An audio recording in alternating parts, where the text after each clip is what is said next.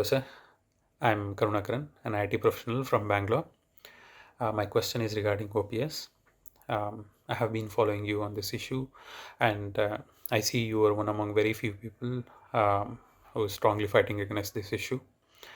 And I also understand this is a very serious concern to the future of our nation. As you know, Karnataka state is on the verge of assembly elections, probably in the month of May. During this time, the state government employees union is trying to put all kinds of pressure on the present government to get this OPS. They are threatening to go on a strike as well. And also, I see the other political parties or opposition parties in the state have already promised to grant OPS if they come to power in the next term. So, as you rightly said in the past, if at all this present government or future government, they going to grant this OPS, it will be a burden or a betrayal to the rest of the population and also to the future generations. So my question is, as a non-government employee workforce, how can we show protest to this, and how can we make sure our voice is being heard by these political parties or the government? Is there a union, or what is the means we can show this protest? How can we support you in this cause? Yeah, please guide us. Thank you. Thank you, Karunakaran, for that question. First we must understand the background. OPS is old pension scheme. NPS is National Pension System introduced by Vajpayee government in 2003-2004. Came into operation in all of India at the union level and state level, excluding the state of West Bengal. What is this OPS? World over, governments make efforts, make policies, and build mechanisms by which working people have some kind of a security after retirement. But remember, world over, wherever they do it, it applies to all employees, government or private sector. Remember another thing. In most of the countries outside of India, take United States, take Europe, take other countries, 95 to 98 and 99% of the people are in the organized sector with a monthly wage and a secure job.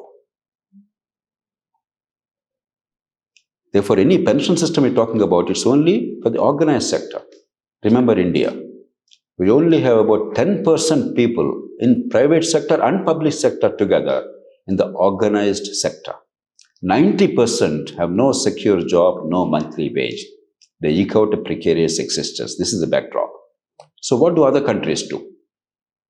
Other countries, they collect every month from the employee and the employer. And in case of government employees, because government is the employer, the government pays X amount and the employee pays Y amount. All that is collected and put away in a pension fund. Every month the money is collected. In the United States, for instance, it's called payroll tax. 6.2% of the wage is paid by the employee, deducted from the salary. The same amount is paid by the employer, whether it's a private sector employer or the government. So 12.4% of the wage amount is parked separately in a pension fund. And that money, after retirement, is then utilized. Meanwhile, the money is invested. The income from that money is utilized. Despite that, despite the pension being fully funded, despite the budget reflecting the pension burden in the current expenditure today for the services rendered now in private sector and public sector, despite the fact it's applicable to all workers in those countries, practically everybody in the country, A, the amount is limited. B, there is right now actually a surplus in almost every country. That means the money coming in is more than the money going out for retired people. Despite that, many of those countries are worried. You must be hearing debates, future pension liability, future pension burden, the collapse of public finances, because with the demographic changes, the old age population increases and the working age people's population relatively as a proportion comes down. Fewer people contribute to the pension fund more people draw pensions. So they're trying to see what can be done. Now, look at India. What is old pension scheme? It is only for government employees. Private sector employees do not have it. In any case, 90% of the workers in India are in the unorganized sector. Even getting a daily wage is a daily wage, unorganized, unaccounted, mostly cash, no question of any pension fund and pension. Out of the 10% or so in the organized sector, the government accounts for only X number. Probably in all of India, about 4% of the workers are in government.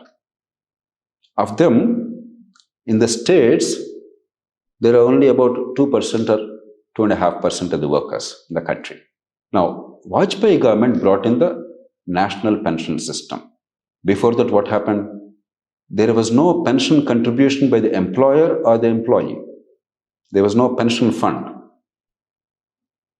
Without funding today for the services rendered today, post-retirement, very high pension, index-linked pension, is paid 30 years later by our next generation because you're not showing in the budget, you're not created a fund today, you are burdening the next generation through taxes or debts. It's unusual. Nowhere else in the world does it happen. It also affects intergenerational equity.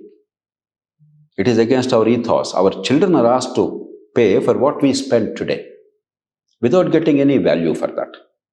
If we are getting value from government servants today, we must provide for the pension today from our taxes, not our children paying through their taxes 30 years later.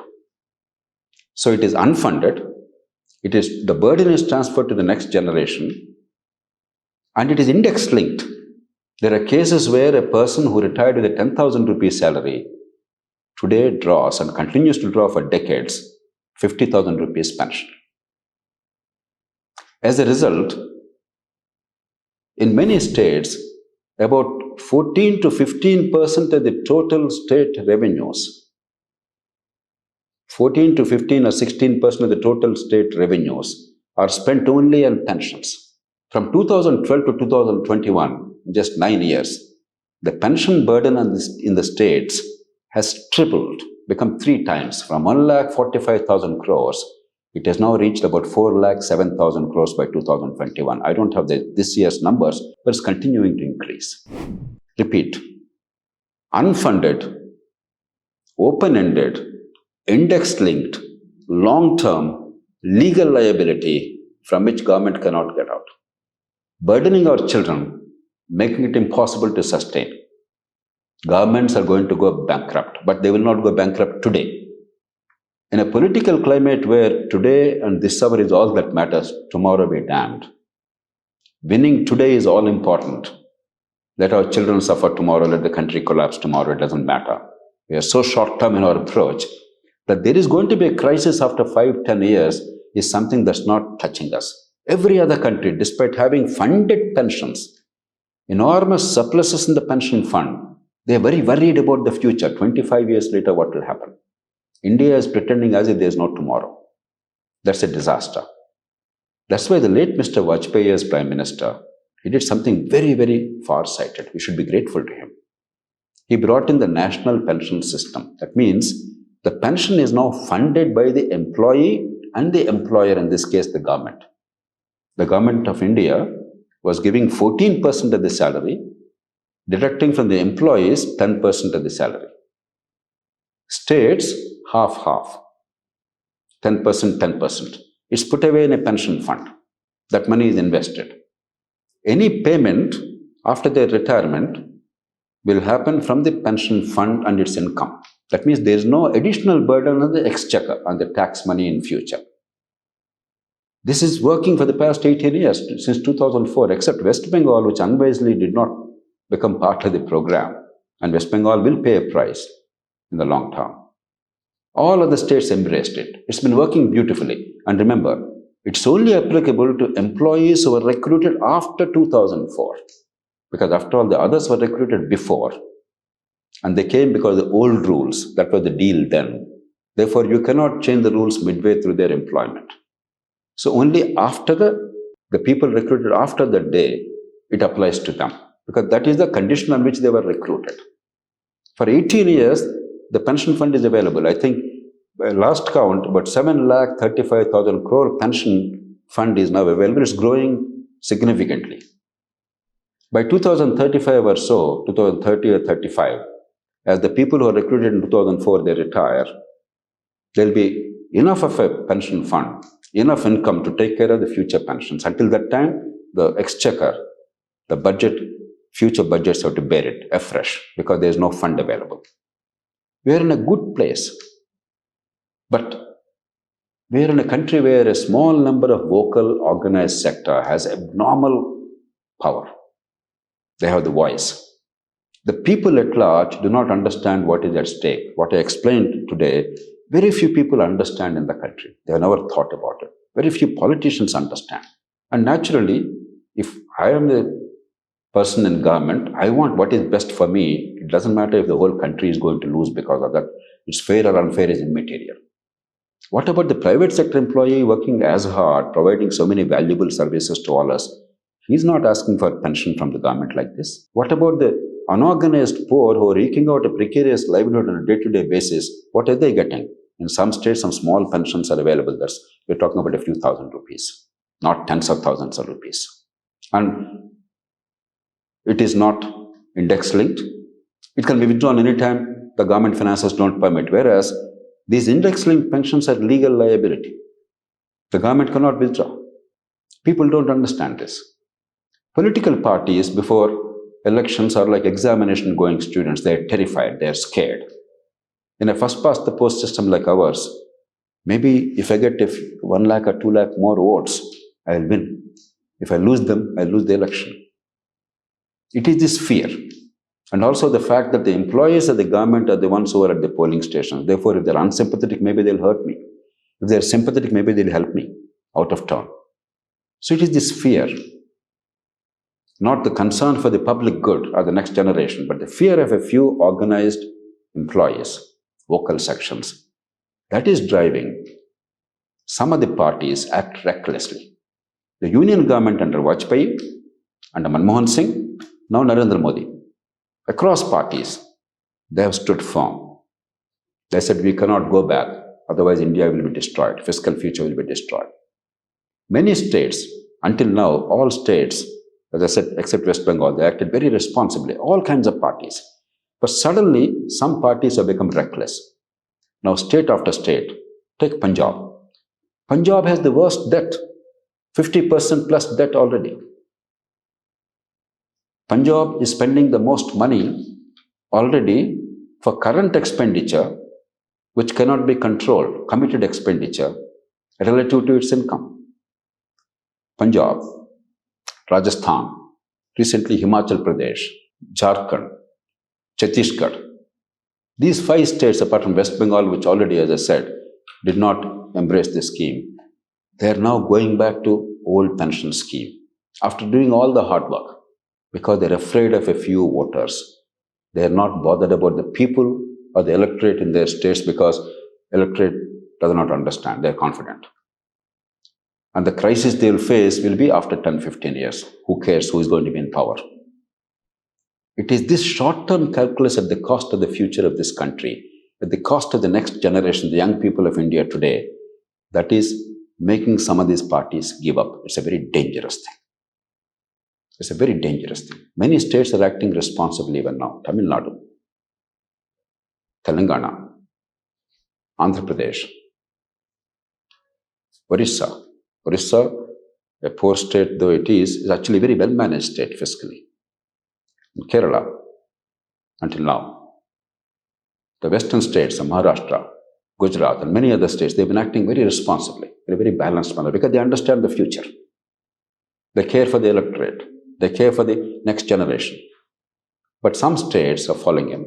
And because some states are caving in, the other states also there's a temptation. So come election time, there's pressure.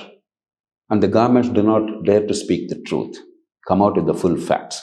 But some states are doing it. Andhra Pradesh government has come out with details as to what will happen. They showed that if you go back to old pension scheme, the debt burden of the state, which is now about 38-40%, will dramatically increase to up to 210% of the GDP, whereas the norm is they should not cross 20% debt burden, 20% of the GSDP of the state. They will go up to 200%, 10 times what is permissible. The fiscal deficits will mount dramatically. Today, the deficit is about 2.53%. It will go up to 11-12% of the GSDP, not revenues. The total revenues are only 6-7%. The state's revenues are only about 6 or 7% of GDP. And on top of it, if pensions alone, because of old pension scheme, the burden goes to 11%, 12%, there simply is no money. There is simply no money in the kitty. State after state will go bankrupt and destroy the future of our country. The committed expenditure, salaries, pensions, and interest payments will exceed the total revenues of the governments. There's nothing else to be done. You just pay salaries and pensions, and you pay interest, and you have nothing else to do. Why do we have government? Government is there to meet our collective needs, what you and I cannot take care of as individuals and as families. We created an institution called government, we paid taxes to fund it, and we asked them to deliver that. Government is our agent to deliver what we cannot do individually. Public order, justice, rule of law, infrastructure, basic amenities like water supply. We pay for water supply, but somebody must provide for the water systems. Sewerage, stormwater drainage, then your whole management of the traffic and so on and so forth. Quality education, at least school education without out-of-pocket expenditure. Quality education for every single child. Good quality health care. 6 crore people are falling into poverty every year in India because of lack of access to health. Quality health care without out-of-pocket expenditure. And then to the extent that is possible, to help the people in distress, welfare. These are the roles of the government in that order. If the government doesn't have money to do anything except pay salaries and pensions and pays interest, and already you exceeded the total revenue, it's a tragedy, it's a disaster. Everything has collapsed. So the danger is imminent. I have given a detailed explanation so that people actually understand what is at stake. Some people say, Dr. JP is opposed to employees. No, I was an employee camaraderie. I treated them as friends and colleagues, not as subordinates. Because I believe unless we all work together as a team, we cannot serve our people, improve the conditions of our country. But it does not mean that we fleece the rest of the society. The government is for the people of India. The government is not for the politicians of India. It's not for the bureaucrats of India. It's not for the judges of India. It's for the people of India. Those in government, employees, senior civil servants, the judges, the other functionaries of government and the politicians, they are all to serve the collective good of the country. So what can we do? First of all, the government of India has the power. Dr. Ambedkar and his colleagues understood the risks. We are a federal country. Many countries have wonderful rules. You take a country like Brazil, for instance. The constitution itself ensured that there is a golden rule. That means you cannot spend more than the revenue on current expenditure, day-to-day expenditure. That means you cannot borrow to spend on current expenditure. No revenue deficit. There are other rules in the constitution itself and by laws. There cannot be a primary deficit. That means after interest is paid, a primary deficit cannot be in excess of what is prescribed by law. The expenditure on welfare cannot be expanded or increased as you please without the source of funds. So many such provisions are made. So what we should make sure is that the pension money, if indeed the governments want to go for some other form of pension or more pensions, show it today, the current expenditure in the budget transparently. And we have the golden rule that the total current expenditure, not the development expenditure, investment in infrastructure, etc., but current expenditure cannot exceed your revenues. That means you cannot borrow to spend on yourself today. You can only borrow to build for the future. The Government of India has the power under Article 293. Without Government of India's consent, the state cannot borrow. The Government of India has the right and duty to impose conditions because ultimately The burden falls on Government of India. All this is general government debt. There is no provision for a state to go bankrupt in India, unlike in America or some other country. Ultimately, whole of India is going to pay for the mistakes or the blunders committed by some states. Therefore, all of us, we have an obligation. The question is, what can we do? Please raise your voice. Do not remain silent. It's your problem. In India, what happens is, on issues like this, a small section of vocal people, knowledgeable people who know what is at stake for themselves, they make it into a big issue and make a lot of noise and bring enormous pressure. If a policymaker or a government takes the right stand for the future of the country or for the benefit of everybody, the future generations and everybody, they don't know what is at stake. Therefore, the politicians get at best meek and weak support, lukewarm support. But the opposition, the pressure from the sections which have an interest, a vested interest in a certain policy, in perpetuating status quo, or doing something for their benefit at the cost of the rest of the country, they are seen to be always very strong. Unless the rest of the people, for instance, the employees in private sector, in software sector, in the emerging technologies, and the general public, unless we raise our voice, understand, and make demands, whatever pension you have, you show it in the budget today. Have a pension fund like other countries. You cannot have unbudgeted, unfunded pension. B, you cannot borrow for current expenditure. So have certain rules, and the Constitution provides for that. Many countries have that. And demand that, ask for that. And if any party, any politician recklessly promises expenditure without the proper resource, proper funding, stand up, let people understand, and make them pay electorally. Because they are mortgaging your future, my future, our children's future, for their current temporary political benefit. To benefit a small number of organized sections at the cost of the rest of the population of India in a desperately poor country, where 90% are unorganized sector. We cannot afford that. Start an online petition, start public discussions in electronic fora, in social media, and formally organize responsible, creative, constructive, peaceful protests by citizens. Keep track of government expenditure. Let's all collectively put pressure on the parliament, on the union government, and on the states, and on political parties. I have every confidence that our political parties, our legislatures, despite all the political challenges we face, fundamentally want the good of India. They want better economy, they want to eliminate poverty, they want to build a better future for our children. But they are pressurized. They are terrified like examination-going students. Unless there is a countervailing pressure from citizens who understand what is at stake, there is a danger that that pressure alone will yield results for them at the cost of the country. It's like you have a wall. On one side, there's a massive mound. On the other side, there's no countervailing pressure. What happens? Eventually, that wall will collapse. So what do architects do? They also build concrete or mud with equal pressure on both sides, so the wall does not collapse. Now there is pressure on one side from a small number of vocal, powerful sections. But the rest of the people are a vast majority, 95, 96% of the people of India. Let our pressure be felt. Then the politicians will understand what is at stake, that they cannot take short-term decisions at the cost of the rest of the people because they have woken up. They too are voters. They too can punish us. And this voice must come from everywhere. I gave an elaborate answer to look at the bigger picture. A lot of statistics we can see there on the screen. We can have many more debates and discussions. There's not one thing which is not factual in what I'm stating.